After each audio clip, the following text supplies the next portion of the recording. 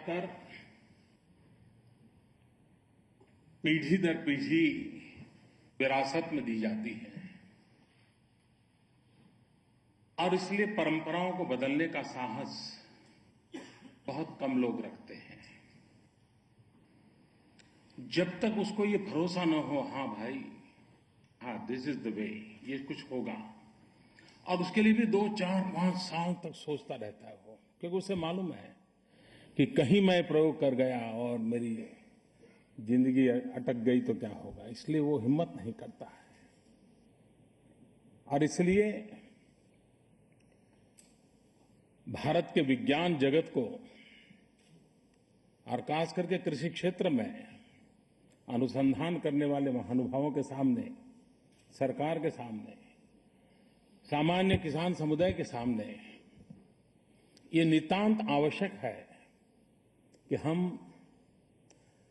बदलते हुए युग में, बदलते हुए परिवेश में, क्लाइमेट चेंज के माहौल में और वैज्ञानिकों के द्वारा किए गए संशोधनों के माध्यम से, प्रोग्रेसिव फार्मर्स के द्वारा किए गए प्रयोगों के माध्यम से, बदलते हुए क्लाइमेटिक जोन्स, अब क्लाइमेटिक जोन ही बदल रहे हैं हमारे सारे। कभी एग्रो क्लाइमेटिक जोन पहले जो बनाए होंगे, शायद आज एग्रो क्लाइमेटिक जोन में काफी बदलाव नजर आ रहा है। उन सारे पार्श्वभूमि में हमारा किसान भरोसा करके प्रयोग करने की हिम्मत करें और इस दिशा में हम कैसे आगे बढ़ें। आज इस अनुसंधान केंद्र को 86 साल हो गए। मैं चाहूंगा कि आप सब मिलकर के इसका शताब्दी वर्ष कैसे मनाया जाए, उसका प्लानिंग आज ही करें। और इंस्टीट्यूशनल सेलिब्रेशन प्लानिंग नहीं, हम इस अनुसंधान के माध्यम से किसानों तक कैसे पहुंचेंगे, किन किन विषयों में पहुंचेंगे, किन किन बातों में हम कुछ गोल सेट करके अचीव करेंगे, और सारी fraternity, all the university, all the agriculture college, सब इसकी शताब्दी के साथ रिसर्च के नए आयाम, उसके साथ सामान्य किसान को जोड़ने का प्रयास, इस दिशा में हम कुछ गोल तय करके आने वाले 14-15 साल जो भी हमें मिलते हैं,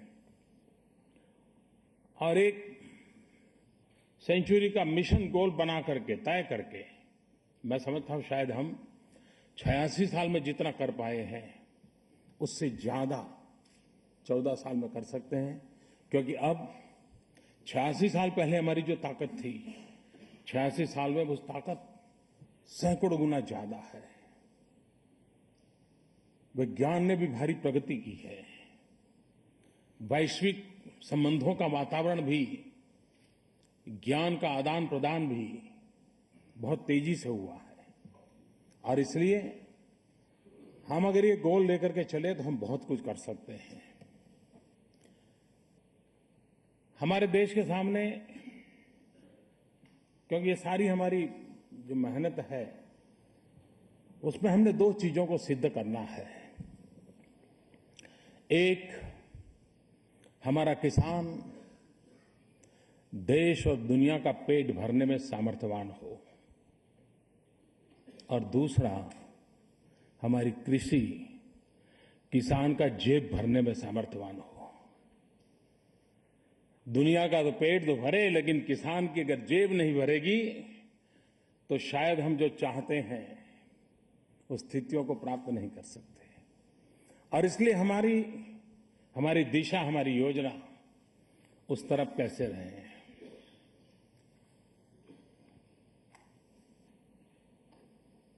हमारे जमीन तो बढ़ने वाली नहीं है, परिवार बढ़ते चले जा रहे हैं, मांग बढ़ती जा रही है, और इस समय हमने उन चैलेंजेस को एड्रेस करना पड़ेगा। और हमारा फोकस सॉइल फर्टिलिटी, हमारे सॉइल में सदियों पहले जमीन को सुधारने के प्रयोग होते थे, ऐसा नहीं कि आज ही हो रहे हैं, लेकिन समय के अभाव से, आर्थिक दौड़ में किसान अब वो समय नहीं देता है। जमीन सुधार के लिए बीच में एक टाइम देना चाहिए, कुछ प्रक्रियाएं करनी चाहिए, जो उसको जानकारी है लेकिन कर नहीं पाता है, तब वैज्ञानिक इंटरवेंशन आवश्यक हो जाता है। उसकी परंपरागत पद्धतियां और साइंटिफिक इंटरवेंशन दोनों की जोड़ करके हम हमारी जमीन की फर्टिलिटी के संबंध में कोई निश्चित गोल के साथ कैसे आगे बढ़ सकते हैं, क्योंकि हमारे सामने आवश्यक है कि हमें प्रति हेक्टर उत्पादन बढ़ाए बिना हमारा कोई चारा ही नहीं है। उसी प्रकार से जो फसल 45 दिन में होती है, वो फसल 35 दिन में कैसे हो, वो कौन सी वैज्ञानिक पद्धतियां हो, किस प्रकार का टाइम फ्रेम हो, और फिर भी क्वालिटी इरोजन न हो। जैसे मूंग में प्रयोग हुआ तो टाइम तो बचा, लेकिन उसकी साइज बदलती गई, साइज छोटी होती गई, और जब साइज छोटी होती तो मार्केट गिर जाता है, क्योंकि सामान्य मानवी ने अपने दिमाग में मूंग की एक साइज सेट है, उसके मन में एक छवि तैयार है, उसी के आसपास होगा तो उसको मन में रहता है ठीक है। उसे अगर थोड़ा सा इधर उधर हो गया तो उसके मन में रहता है अरे भाई शायद ये अच्छा नहीं होगा। और इसलिए क्वालिटी इरोजन ना हो, उसके बावजूद भी प्रोडक्टिविटी बढ़े और टाइम फ्रेम रिड्यूस हो, इस पर हम कैसे काम कर सकते हैं। हम जानते हैं कि विश्व के सामने पानी का संकट है। वाटर साइकिल, वेदर साइकिल दोनों के बीच में क्लैश हो रहा है, कॉन्ट्राडिक्टरी खड़ी हो गई है। अब हमारे सामने चैलेंज है इस वेदर साइकिल के साथ हमारा वाटर साइकिल का साइंटिफिक मैनेजमेंट हम कैसे करें, हम उसको नए तरीके से कैसे उसको जोड़ें, चाहे रेन वाटर हार्वेस्टिंग हो या जल संचय के नए नए अभियान हो, और हम जन सामान्य को जल संचय के संबंध में जितना जागरूक करेंगे, जितना भागीदार बनाएंगे, उतना ही ज्यादा परिणाम मिलेगा। Global warming, environment, 5 star hotel में होने वाले सेमिनार अपनी जगह पे है, उसका भी अपना उपयोग है, लेकिन आखिरकार ये काम करने वाला सामान्य मानवी है। उसके मन में ये भाव कैसे जगे, और जब तक ये विश्वास पैदा नहीं होता है कि पानी ये परमात्मा का दिया हुआ प्रसाद है, और जैसे हम मंदिर में जाते हैं, एक प्रसाद का दाना नीचे न गिर जाए इतनी केयर करते हैं, बहुत सजग रहते हैं, भाई प्रसाद है गिरना नहीं चाहिए। ये पानी भी परमात्मा का प्रसाद है, एक बूंद भी बर्बाद नहीं होनी चाहिए। ये भाव सामान्य व्यक्ति तक हम कैसे पहुंचाएं। जब साबरमती नदी लबालब भरी रहती थी, पानी भरपूर बहता था, महात्मा गांधी साबरमती आश्रम में रहते थे। 1930 का वो कालखंड था, 23 के पहले का कालखंड था, लेकिन कोई अगर पानी का पूरा ग्लास देता था तो बापू कहते नहीं, आधा पीना है तो आधा ले आओ, आधा पानी वापस करो, पानी बर्बाद मत करो। सामने नदी थी, लबालब पानी से भरी थी, लेकिन वो एक बूंद भी पानी को बर्बाद होने से पीड़ा हो जाती थी। ये लेवल ऑफ कॉन्शियसनेस, और अल्टीमेटली सक्सेस के लिए कॉमन मैन का लेवल ऑफ कॉन्शियसनेस जितना बढ़ता है, उतने ही सक्सेस की संभावनाएं बढ़ती है। और इसलिए हम उस दिशा में कैसे आगे बढ़े। पर ड्रॉप मोर क्रॉप, ये हमारा मिशन स्टेटमेंट हो सकता है क्या। जैसे कम जमीन कम समय ज्यादा उपज, वैसे पर ड्रॉप मोर क्रॉप, यानी किसान पेट भी भरे और किसान का जेब भी भरे, कम भूमि में ज्यादा उपज हो। इसी के साथ हमारे एनिमल हस्बेंड्री, हमारे पास जितनी मात्रा में पशु है, उसकी तुलना में दूध बहुत कम है। दूध की मांग ज्यादा है, रिक्वायरमेंट भी ज्यादा है। हमारे पशु ज्यादा दूध उत्पादन करें, ये हमारे लिए एक सहज साफ प्रक्रिया होनी चाहिए। एक सामान्य व्यवस्था का हिस्सा बनना चाहिए। ऐसा नहीं कि यूनिवर्सिटीज और लैब ने या वेटरनरी कॉलेज इस पर काम नहीं किया है, लेकिन जब तक ये काम जो पशुपालक है उस तक नहीं पहुंचता है, तब तक हमें परिणाम नहीं मिलता है। सारे विश्व में ये जो बदलाव आया है उसमें साइंटिफिक इंटरवेंशन से आया है। टेक्नोलॉजी अपग्रेडेशन और टेक्नोलॉजी का इन्वॉल्वमेंट से आया है। हम जब तक उस दिशा में नहीं जाते, हम देश और दुनिया की मांग की पूर्ति के लिए, और स्थिति ऐसी है कि मांग बहुत बड़ी है, हमारे लिए एक अपॉर्चुनिटी है, उस अपॉर्चुनिटी को पैसे भरे। हमारे सामने एक सबसे बड़ी चैलेंज है लैब टू लैंड।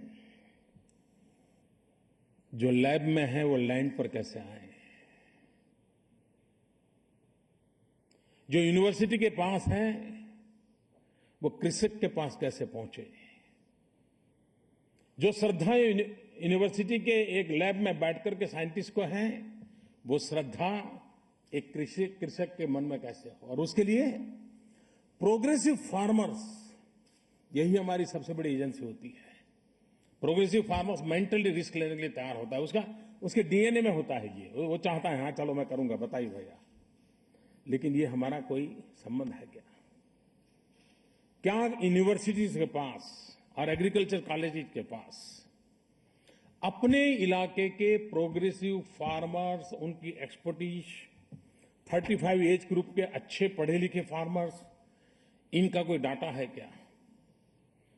जो पढ़े लिखे हैं, यंग हैं, जो प्रोग्रेसिव हैं, क्या एग्रीकल्चर यूनिवर्सिटी अपने इलाके के 200-400 गांव के ऐसे लोगों का एक इंफॉर्मेशन बैंक बना सकता है, एक टैलेंट पूल बना, they are the real talent pool बना सकता है क्या? और उस टैलेंट पूल के लोगों को एड्रेस करके फिर उनके माध्यम से डिसेमिनेशन के कार्यक्रम बना सकते हैं क्या? हमारी एग्रीकल्चर कॉलेजेस जो है, उस इकाई को एक नोडल एजेंसी मान करके कम से कम हम हिंदुस्तान के 500-600 डिस्ट्रिक्ट में आराम से अपना नेटवर्क खड़ा कर सकते हैं। तो हमारे जो अनुसंधान होते हैं, हमारी यूनिवर्सिटी हैं, हमारी कॉलेजेस हैं, और स्टूडेंट है, और फिर एक फैटर्निटी है, उन सबकी एक चेन बना करके इस व्यवस्था के लिए, और टाइम फ्रेम में काम कैसे हो और सहज प्रक्रिया के रूप से कैसे बने। जितनी हमारी एग्रीकल्चर कॉलेजेस हैं, उनका अपना कोई रेडियो स्टेशन हो सकता है, एग्रीकल्चर कॉलेज का रेडियो स्टेशन। और मैं इसलिए कहता हूं एग्रीकल्चर कॉलेज का रेडियो स्टेशन, किसान रेडियो बहुत सुनता है। एग्रीकल्चर कॉलेज जो जहां है, उसको उस इलाके की कृषि की स्थिति का पता है। वहां कॉलेज के स्टूडेंट्स को भी ज्यादातर उसी परिवार के बच्चे हैं जो कृषि क्षेत्र से आते हैं, तो परंपरा से भी जानता है। और उस एग्रीकल्चर रेडियो कॉलेज चला है आजकल, रेडियो के लिए सुविधा है, परमिशन मिलती है। इन हाउस स्टूडेंट्स को काम दिया जाए, चलो रिसर्च करो और रेडियो पर आकर के टॉक करो। एक सहज रूप से ऐसी प्रक्रिया बन सकती है। हमारी एग्रीकल्चर कॉलेजेस रेडियो के माध्यम से लगातार किसानों को हर दिन 1 घंटा, आधा घंटा, 1.5 घंटा उसी इलाके के किसानों की समस्या, ज्यादा बारिश हो गई तो क्या करना, बारिश देर से आई तो क्या करना, बारिश कम आई तो क्या करना, फलाने प्रकार का रोग नजर आ रहा है तो उससे मैं क्या करना।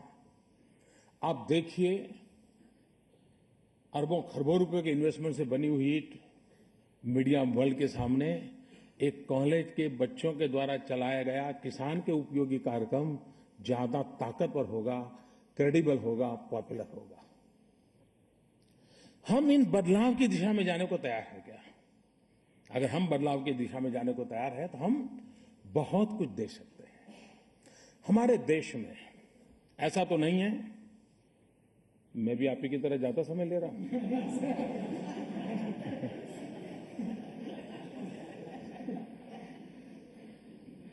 अपने आगे के लोग जो रास्ता छोड़ जाते हैं तो आदत पीछे वाले की वैसी हो जाती है।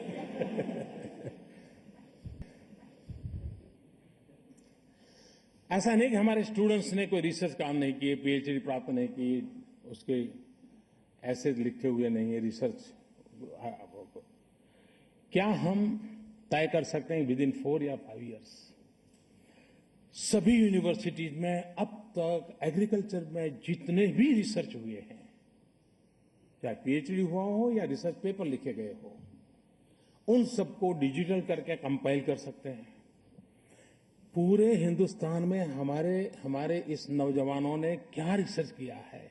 अगर मान लीजिए किसी ने गेहूं पर रिसर्च किया है, देश की 25 यूनिवर्सिटी में 200 के करीब छात्रों ने पिछले 50 साल में रिसर्च किया होगा। आज वो खजाना कहां पड़ा है? क्या किसी ने इकट्ठा करके दोबारा उस पर से देखा? यूनिवर्सिटी ने देखा है कि भाई 50 साल में इस प्रकार के रिसर्च हुए, इन 50 साल के रिसर्च को एक कंपाइल करके हम इस पॉइंट को निकालते हैं और एक पूरा डिजिटल प्लेटफॉर्म तैयार हो सकता है हमारे रिसर्च स्कॉलर्स का। वरना उसने पीएचडी ले ली, नौकरी कर ली, रिटायर्ड भी हो गया भाई बचपन में पीएचडी कर ली थी। देश को क्या मिला? और उसका कारण क्या है? हम चीजों को उसकी मालिकी बना देते हैं, वो राष्ट्र की धरोहर है, उस गौरव गान के साथ उसको जोड़ते नहीं है। मैं वो चीजें बता रहा हूं आपको जिसके लिए कोई बहुत बड़ा बजट नहीं लगता है, बहुत बड़ा एकदम कोई सूर्य चंद्र पर से विज्ञान उतारने की जरूरत नहीं पड़ती, सहज व्यवहार की बातें हैं। और आप देखिए ये ताकत इतनी बढ़ जाएगी। आज भी हमारे यहां पल्सेस एंड ऑयल सीड्स बहुत बड़ी चैलेंज है। क्या हम पल्सेस का उत्पादन और पल्सेस में प्रोटीन कंटेंट, गरीब से गरीब व्यक्ति के लिए प्रोटीन का सोर्स यही है। उस गरीब आदमी का भला करना है तो उसको वो पल्सेस मिले, प्रोटीन जिसमें ज्यादा हो, ताकि उसकी जिंदगी में वो काम आए। हम इसको प्रायोरिटी दे सकते हैं। ऑयल सीड्स, भारत कृषि प्रधान देश हो और हमें तेल बाहर से मंगवाना पड़े, खाने का तेल। अगर लाल बहादुर शास्त्री कहें जय जवान जय किसान और हिंदुस्तान का किसान खड़ा हो जाए और हिंदुस्तान का पेट भरने के लिए सामर्थ्य पैदा कर दे, तो क्या हमारे हिंदुस्तान के किसान के सामने ये चैलेंज नहीं रह सकते? भाई हमने कुछ करना है। अब खाने का तेल हम बाहर से नहीं लाएंगे। आइए हम सब मिलकर मेहनत करें। देश की आवश्यकता है, उस आवश्यकता की पूर्ति के लिए उठाएंगे कदम। हम गोल सेट कर सकते हैं क्या? गोल अचीव कर सकते हैं क्या? अगर जब तक हम सामान्य मानवीय की आवश्यकता और राष्ट्र की आवश्यकताओं के अनुसंधान में हमारी डिजाइन स्ट्रेटेजी वर्कआउट नहीं करते और उसके अनुसार रिसोर्स मोबिलाइज नहीं करते और उसके अनुसार ह्यूमन रिसोर्स को डेवलप करने का कोशिश नहीं करते, तो हम जो चाहिए वैसा परिणाम प्राप्त नहीं कर सकते। और इसलिए मैं आज इस प्रकार के प्रमुख लोग यहां बैठे हैं, हम सिर्फ एनालिसिस करके भी हाँ नहीं होता है, नहीं नहीं होता है, उसका एनालिसिस इनफ नहीं है। कैसे हो उसका एनालिसिस कैसे हो, इस पर हम कैसे कर सकते हैं? ब्लू रिवॉल्यूशन, भारत के तिरंगे के झंडे में हम ग्रीन रिवॉल्यूशन की बात करते हैं, व्हाइट रिवॉल्यूशन की बात करते हैं, लेकिन जो ब्लू कलर का अशोक चक्र है उस रिवॉल्यूशन को भी देखने की आवश्यकता है। और वो ब्लू रिवॉल्यूशन है हमारी सामुद्रिक संपत्ति, फिशरीज, उसके क्षेत्र में डेवलपमेंट। बहुत बड़ा ग्लोबल मार्केट पड़ा हुआ है, हमारे फिशरमैन की जिंदगी बदले। उसी प्रकार से कई बातें हो रही है। ऑर्नामेंटल फिश एक बहुत बड़ा क्षेत्र खुल गया है, अब मोती का खेती हो रहा है, बहुत बड़ा काम हो रहा है। उसी प्रकार से हमारे कोस्टल, हमारी साइंटिफिक फैकल्टी और हमारे मछुआरे और हमारे समुद्र तट पर रहने वाले नागरिक सीवीड की खेती साइंटिफिक ढंग से कैसे हो। सीवीड आने वाला इन दिनों फार्मास्यूटिकल वर्ल्ड के लिए सबसे बड़ा रॉ मटेरियल इनपुट है, ग्लोबल मार्केट है सीवीड का। लेकिन हमारे समुद्र तट पर सीवीड की खेती का भी हम उतना साहस नहीं कर पा रहे। और सीवीड में भी इतनी वैरायटीज है, इतना पोटेंशियल है उसके अंदर। सीवीड अगर मानो मनुष्य के लिए उपयोग आए ना आए, खाली उसका ऐसे ही घर में क्रश करके उसका रस बना करके खेत में छांट दिया जाए तो खेती के लिए वो बहुत बड़ा दवाई और फर्टिलाइजर दोनों का काम कर देता है। क्या कारण है कि हिमालय हमारे पास हो और चाइना के पास भी हिमालय का कुछ भाग हो, चाइना हर्बल मेडिसिन में बहुत आगे हो और हम मेडिसिनल प्लांट के संबंध में धीरे धीरे चिंता के क्षेत्र में चले जाएं। मेडिसिनल प्लांट के संबंध में हमारा कोशिश क्या हो, हम क्या नया दे सकते हैं, हमारे मेडिसिन प्लांट का मैक्सिमम यूटिलाइजेशन कैसे हो। Pharmaceutical industry, pharmaceutical department and agriculture department, this research institution, ये चार मिलकर के उस विषय में क्या कर सकते हैं। मैं समझता हूं इतने सारा बड़ा स्काई इज द लिमिट, इस प्रकार का क्षेत्र हमारे सामने खुला पड़ा है। अगर हम सब मिलकर के इस नई सोच के साथ उस दिशा में आगे बढ़ें तो हम आने वाले दिनों में न सिर्फ भारत को न कि विश्व को बहुत कुछ दे सकते हैं। जिन महानुभावों ने इस काम को योगदान किया है, जिनका अभिनंदन करने का मुझे अवसर मिला, फिर से एक बार उनको मैं बधाई देता हूं। मुझे आप सबके बीच आने का अवसर मिला, मेरा सौभाग्य है। मेरी बहुत बहुत शुभकामनाएं हैं। बहुत बहुत धन्यवाद।